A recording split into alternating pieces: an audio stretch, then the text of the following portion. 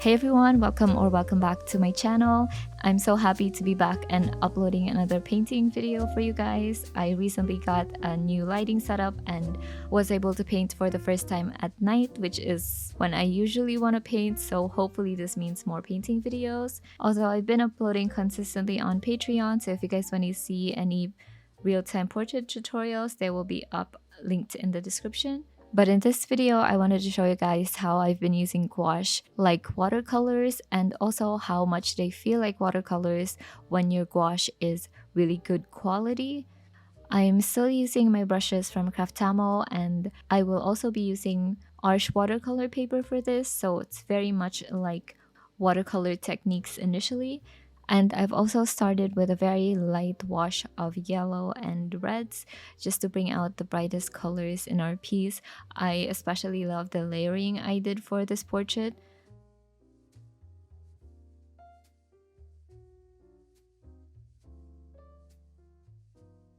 This technique is something that is so special to watercolors and gouache that works like watercolors, because negative painting really is meant for transparent mediums like watercolors, but I love that I can still do it with my Holbein gouache because of how pigmented these gouache paints are.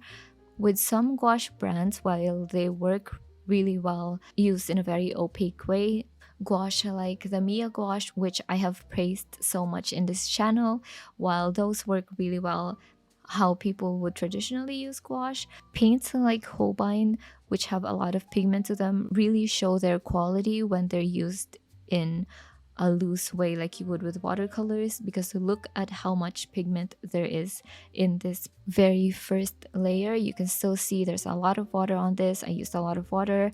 The paints are very movable. They move on top of the wet paper. They spread very beautifully like good watercolors do, and you're still able to see the line work underneath, which is something that's hard to do with gouache that have a lot of filler. And even good quality gouache that costs more than student quality gouache, you would still be able to see a clouding of the line work underneath. But look at how gorgeous that line work looks in this first layer with my Holbein gouache, still completely visible, no clouding at all with that first layer of gouache. For the contrasting colors, I actually worked with two different colors from my Mijello Mission Gold pure pigment set, and the first one is red brown and the second one is rose madder.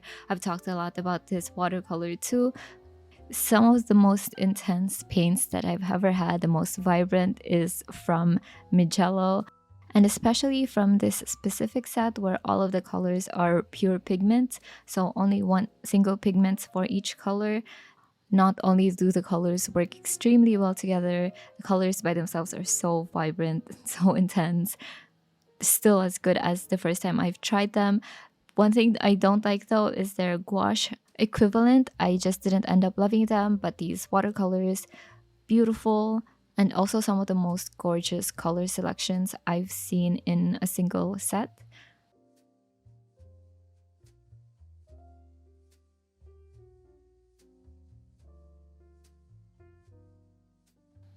So I am just using those very dark colors as a contrasting color, so I can then bring up our very first layer with the yellows, and look at how beautiful those textures are that I can get with them. I feel like I'm just hyping up this painting so much, but it's not every day that I like the painting process as much as I like the final painting. So it's rare that my praise for a painting could reach into showing you guys the process. So I'm just happy that I have this right now. And then for this blue, I think this actually is Prussian blue. It just looks like this gorgeous green because of the yellow I had underneath, and it's a very intense yellow, so it looks green. But I'm pretty sure I just used, if not Prussian blue, some other blue on top of the yellow. I really wanted to cover this entire thing so that the flowers will then show up when we go on to our next layer. So I wanted everything else beside the flowers to just at least be painted on with something. I also wanted to play around with the textures on there, play around with different colors, with the browns and the greens. Just a lot of experimentation with the colors that I was working with. outside of the techniques which we are doing as well.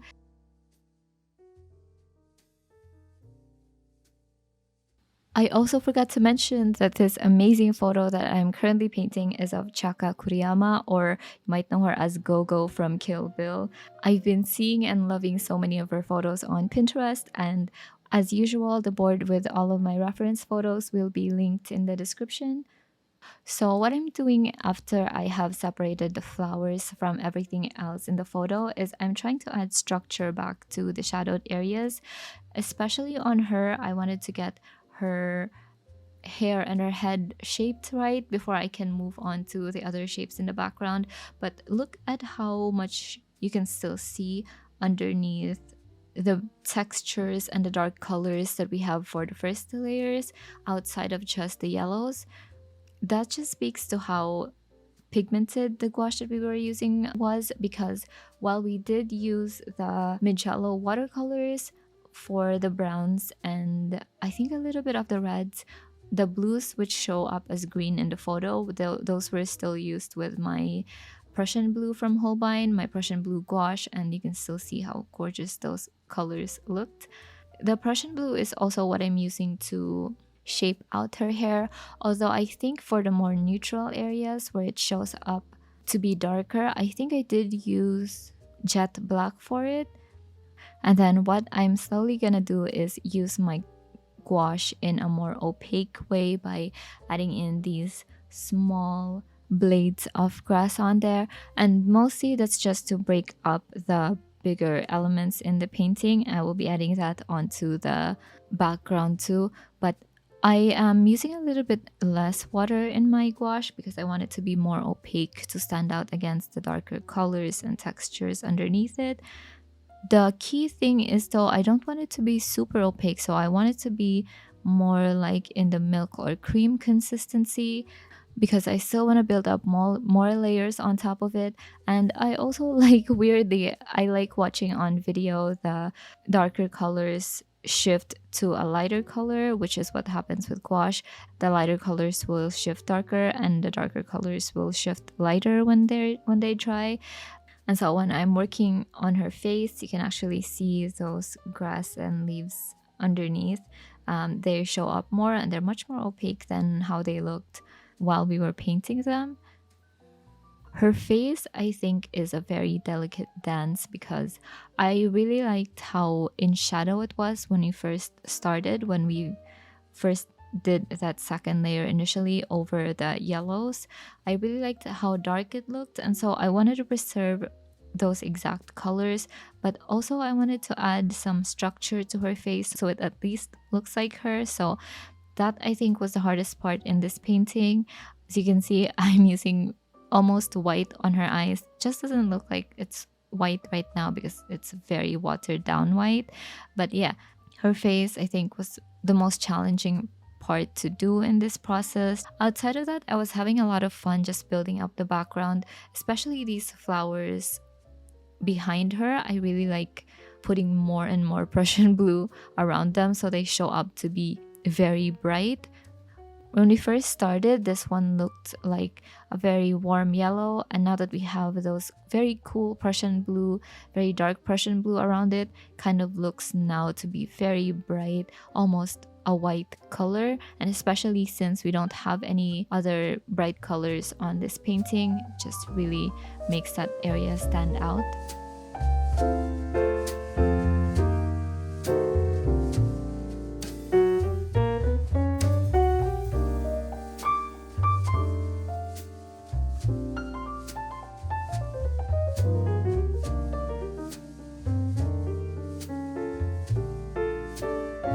I did also do something I usually wouldn't do, which is use pure white as a highlight color. But the thing about it is that I'm making sure I'm adding a lot of water on it. Since I'm working with gouache, I don't want it to stand out over the white flowers behind her. And so I want to make sure that I'm still showing the layers underneath, but that this will just add a little bit more structure to the shadow colors and also add contrast to them without them overpowering the bright flowers she has underneath.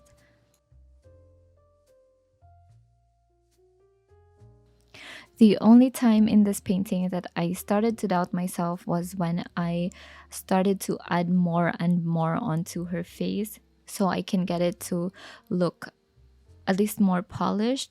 I think it's because I'm so used to painting people and painting faces that there's always this instinct to make the facial structures look right, whereas it's not always the focus in every photo I'm trying to paint. Like for this, I could tell right away in the intention that they wanted to go for the photo that it was really about the colors and the flowers and the depth of those dark colors. And so I tried to have that in mind, but I still know that because I didn't put enough thought into her face initially, that I was gonna have to go back with a more opaque laydown of the gouache just so I can restructure a bit to look like her. But yeah, so it's just one of those things that I had to sort of struggle with a little bit in this painting. But outside of that, I think that even if I wasn't able to get her face exactly right, I would have loved the painting either way because of the colors that I was working with. Some of these colors I'm so used to working with, but I don't think I've ever had all of them be as intense as each other. Usually I want one or two colors to stand out in the painting. For this, I see like three or four, and a bunch of them are dark colors. It's just something that I'm not used to doing in my paintings, but I'm still so happy. It doesn't look as chaotic as I thought it would. It just looks still very balanced. And I think it's because of the values outside of the dark colors were already set up so well in the photo that it was hard for me to get those wrong.